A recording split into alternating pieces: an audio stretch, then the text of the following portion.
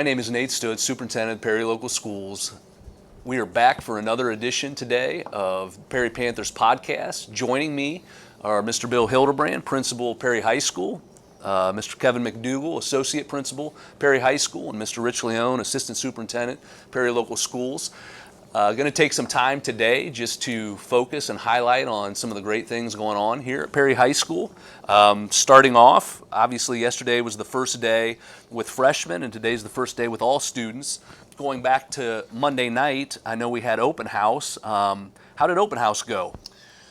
Yeah, I think from being a part of the recent years, I think we had probably the most amount of parents, students attending. We had 3 open campuses, so the kids could come in and walk their schedules and things like that. I think that they were excited. The parents, we had lots of questions. I hope we got lots of questions answered prior to today. Today went, so far, seemed to go pretty smoothly as far as where they're going and what it looks like. So no, I think it went really well. Very good. It was exciting to see at open house a line out the door. I can't think of a time when people have lined up down almost to 13th Street to get in to engage with teachers and engage with all of us. So that's kind of a nice thing to walk into. Definitely.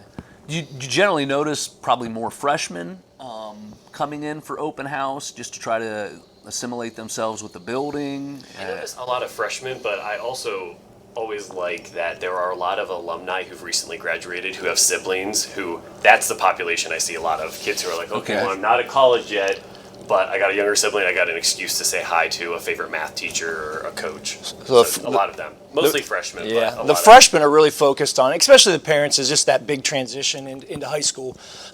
So you get a lot of those, like meeting teachers, talking. The older kids, the 10th, 11th, 12th grade, it's more social. So they want to see all their people, their kids and their friends, and that they haven't seen for maybe a couple months, and so you have that kind of dynamic between the two. So then we fast forward to yesterday, which was just freshmen in attendance, more or less like an orientation with our Link crew. Talk to us a little bit about the Link crew and more or less how that day is structured. Yeah, so it is a freshman orientation day. You know, we had about probably the most Link leaders that we've ever had. The tons of kids, apply for it. They go through a process of just grades and things like that. But so we had a ton of wanting to be a part of that, wanting to mentor our younger students. That did Mr. Olszewski, Mrs. Miller, Mrs. Cundiff, they do an amazing job. The day is kind of just a series of events that kind of goes through a welcoming, goes through some cheering, some laughter, some fun, some activities, just to get kind of like an icebreaker, and they do that in the gym, and then they all have groups broken up that they're assigned with their mentor or Link leader. They go through the day, they have lunches outside together, they have what's probably my favorite part about it is they all have their little groups, and then they all have a theme. So you have a Hawaiian theme, and the Link leaders bring all their things. So they have, the hats, or they have a Western, they got little cowboy hats on, or they have, whatever it is, highlighters, and they have different colors. So they all have, so they know as they're walking around the building, and everyone's doing it. So, I was walking down, and one of the kids was like, I don't want to do this. And then I heard one of the Link leaders say, like, see, everyone's doing it. We're all engaged. We're all having a good time. Like, it's okay. So, and then we end with, walking their schedules. We end with going through buses, making sure they know where they're going, front or back. I'll try to answer, just alleviate all of the anxiety coming into the first day of high school. So I think I told Mr. Olszewski, I thought it was amazing. I thought the kids were great. I thought the staff was great. Technology, got a ton of that taken care of. So I think it was really a rewarding day.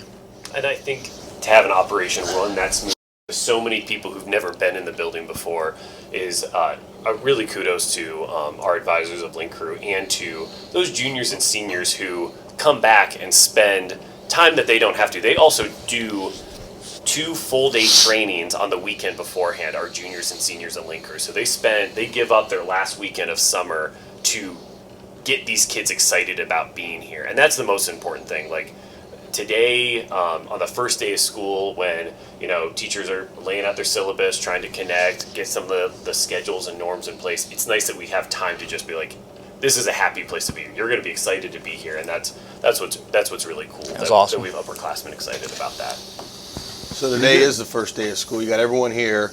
Talk a little bit about summer preparation. What goes in? I know everyone thinks that, the last day of school, everybody goes home, including teachers, principals, secretaries, custodians, and then magically, we just open up today.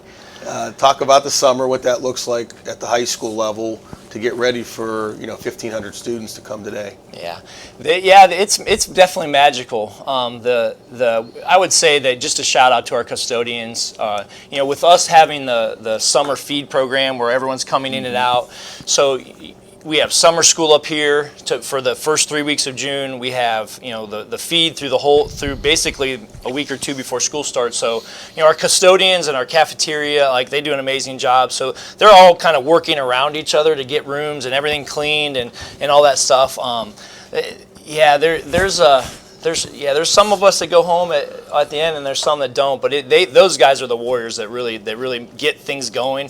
And it's stressful. You forget about some things, and for the office standpoint, the counselors, everyone wants schedules and stuff. And they're here for about 10 days, and then they're off for most of the summer. Then they come back, and everyone wants to. It's just that anxiety, I think, from a parent standpoint. So I think the cleanliness of the building is a shout out to our all of our custodians. I appreciate all the cafeteria that came in and fed our kids. And then trying to get that August, I think the most stressful time is probably the August, that right before school starts, where we have all those things going on. We have to get the cafeterias and the hallways and everything cleaned. And then all the groups want to come back and have their meet the team, or they have their meetings, or they have their orientations, or they have those. So trying to so they're kind of get through, and then it's like hurry up and finish in that window when the cafeteria closes, though. And our students are still engaged. It might feel like at Memorial Day weekend they go and then we don't see them till August. That's not true for many of our students. We have many summer athletes running cross country down 13th Street every morning, practicing for football. In June, we have HOSA and Educators Rising and Speech and Debate having national tournaments, so those kids are still working into June. And then we had student council actually went through and painted some of the old bathrooms in the building just to revitalize them and kind of put their own mark and do that update. So the kids are still here. It's kind of neat that we still get to interact with kids even in the summer because we have so many different programs and opportunities for them. And I think that was what's nice with just the senior group of the student council. They took the initiative to do that. We didn't ask them to, they came to us in probably June and just said, hey, can we do something? What can we do to help elevate the building, can make things better for kids? They took the initiative to do that. They did all the work. So it's just a shout out to them. They really did a wonderful job. So as you're talking about your great students, and we do have phenomenal students here, talk about the student body, your experiences with it, former student, teacher, now administrator. Mr. Hildebrand, you've been here, 2 different stints and been in the district for many years. So just talk about our students and what you look forward to when you see them every day. I think in my opinion, what makes this place so special is the kids. Just some quick stories of and there's so many to tell, like this morning, zero issues. Kids were helping each other. I saw kids, hey, do you know where you're going? It's just a special place because of the people. Friday night at the game, our jungle, our student leadership group, I typically meet with them in August, and they have their list of demands of what they would like for their year. We want paint, we want stuff that just kind of brings people and connects people together. But one of the things they wanted was trash bags. So if you want to know how great our kids are, they wanted to clean up the sections of the football so that no one else had to do it. So, and funny story, in the middle of a lightning storm on the first week at Central, I had to tell kids to leave and stop picking up Diet Coke bottles and things like that because of, just for safety purposes. So, those are just a couple examples. Link Crew, Jungle, and all of these speech and it's the people, it's the kids. They're good kids, and we love them. I think what comes up every time we're looking to hire a new staff member, a new teacher, one of their questions they ask us is why Perry? What's special about Perry? Why these kids? Because every school's going to say they've got great kids, but I think what really empowers our students is we just have an awesome offering of things. So we're in the broadcast studio right now, so those kids who want those opportunities can be with Mr. Brown recording themselves. On the other side of the building, we've got a Japanese club for kids who that's what they see in their future. So from our 16 career tech pathways available to them to the AP classes, there's no way that a parent, I could ever say to a parent, there's not a place for your kid. There is a place for every kid at Perry, and I think that's why kids do respond that way. That's why they do take ownership, because they do go, oh, this is some place where I can belong, because we do provide those offerings, So- and we sustain them. So, probably one of the things that I'm most proud of with regards to the programming we have here is just the extensive offerings. And you kind of alluded to, some of the clubs that are available to our students. You talk about career tech programs. We talk about, college credit courses, AP courses. Talk to us a little bit more about, some of those extensive programs that we have in order to meet the needs of our great kids. Yeah, I mean, we have, 13 AP courses, 25 CCP courses. Career Tech has, I think 9 or 10 programs here that, from just, again, what echo Mr. McDougall said, and then obviously our consortium with Canton South. But I think those types of things, like, watching those and having that ability, I would just echo, like, absolutely, like we have something for everyone. And that's what makes this place special. We have honored those things forever. We have state champions, speech and debate, marching band, choir, superior ratings all over the place. And then you have people competing on the athletic fields. We have 23, sports that our students can compete in. That's what makes this special. I think that's what's kind of like when you ask that, I think that's what we refer to. Like, we have so many, and it's filled with wonderful kids, great coaches, people that care. One thing that we talk about all the time is like our staff, like, truly cares about our kids. They love them. I said to the freshmen yesterday, like, you're going to hear me say this repeatedly, like, we love you. Like, sincerely, we love you. We want to help you. We want to guide you. And I mean that. And we've said it for 2-3 years now. Just continuing to come back that. And so it's been great. We have lots of stuff for kids, and that's. We want to continue to maintain those things and to continue to have that little something for everybody. And I think lots of schools can have a diverse offering. I think people can just keep adding courses, adding clubs, but the level of excellence is also what I think makes it really special. So some things make it into the paper. You can see how our sports teams are doing in the paper, and we're really proud of those sports teams. But we also have a lot of things going on that aren't making the paper because there's just cool, unique niches, like Educators Rising having national finalists, or our speech and debate team being nationally ranked, or our band and choirs getting excellent ratings all the time. Those don't always make it on the front page. They're not going to be on WKYC or anything like that, but we know what's going on there. Or we just added a robotics course this year, and Mrs. Lasky was in all summer, and Mr. Spurgeon, who's also an engineering teacher with us, was here all summer building their space, because they were like, we're not just going to have robotics, it's not just going to be something we offer, we're not just going to have engineering, we are going to have the best engineering. So that's what's special too. So it's not just we have a place, we have the place for each of these kids. And so I'm proud of our staff and leaders and students who have committed to that level of excellence and stay really competitive with any school. We can go toe to toe with any school in anything. Agreed. I always think it's important to benchmark, how we think we're doing. And we talked about all the great programs that we have, and how do we know that we're doing, things the right way and hitting all of our kids. One thing that I tend to look at, comes out every year, usually April, May, is the U.S. News. They do best rankings of colleges, high schools across the country, every state, and so they do Ohio.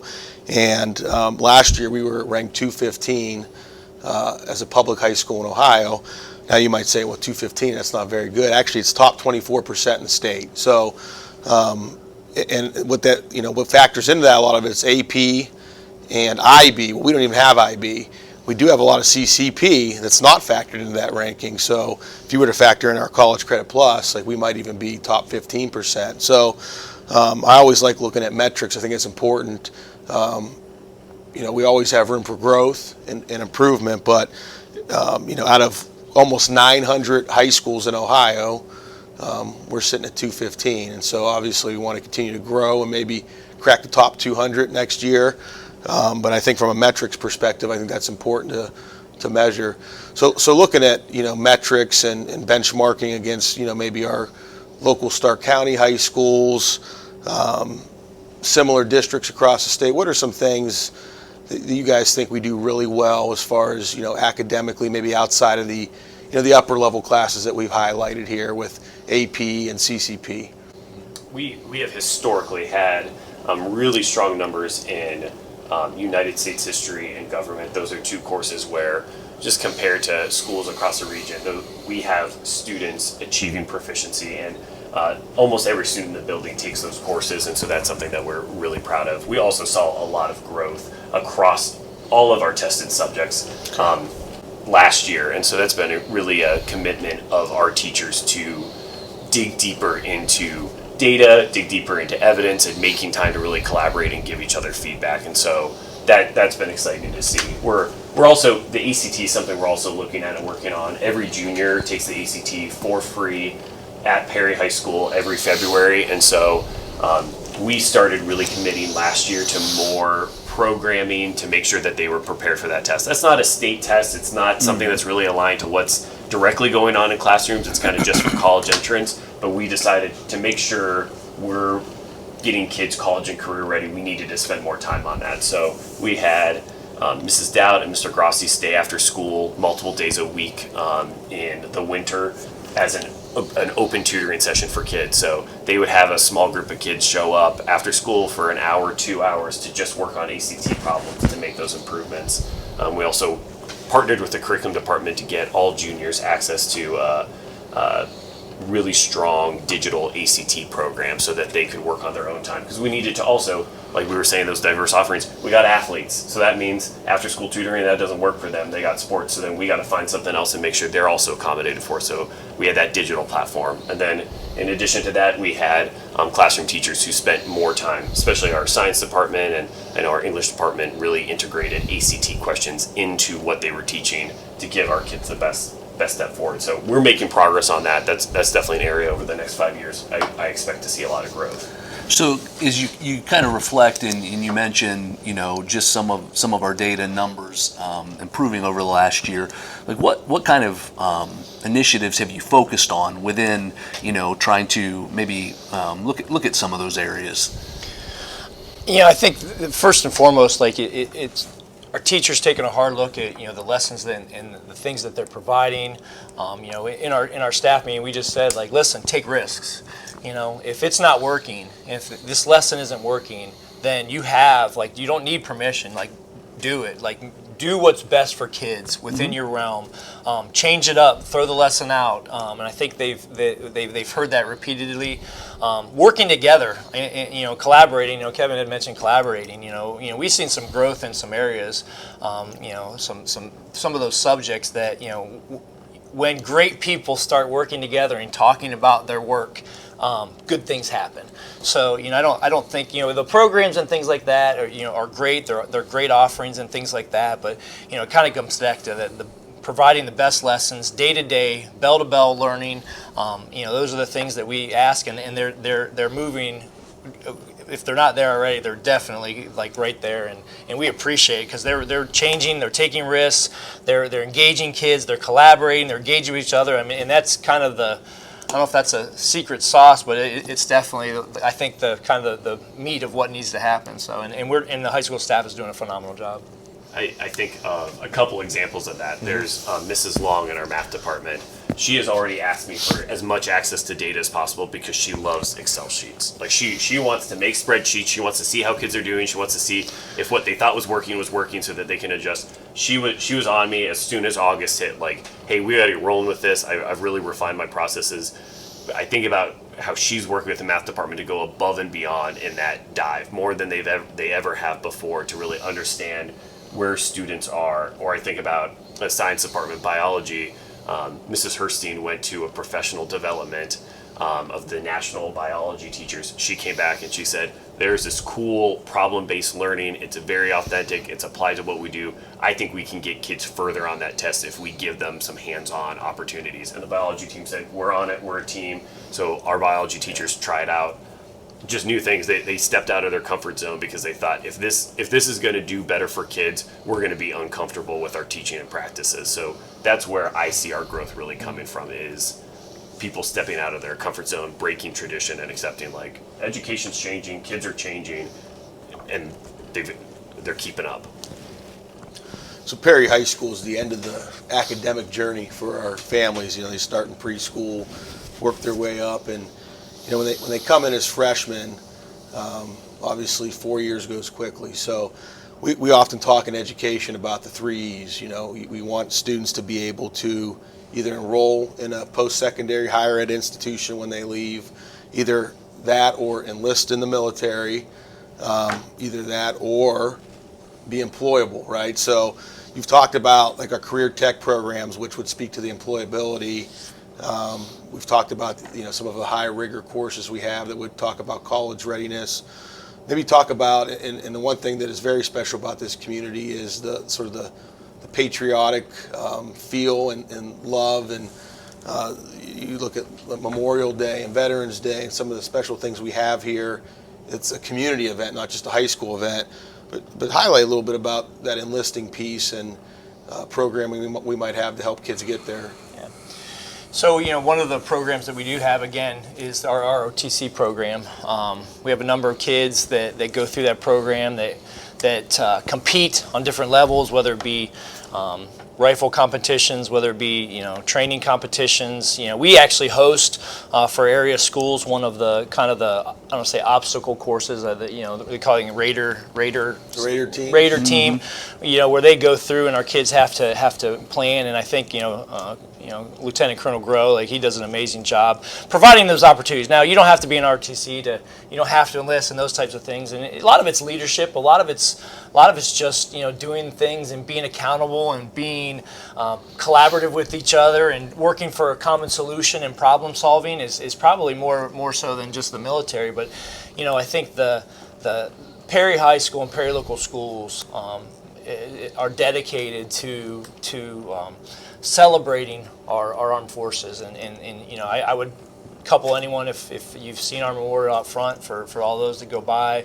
if you've been a part of those programs. We have an amazing Veterans Day program where we bring back, I think we had over 100 people here in each of the last couple years, being able to do that.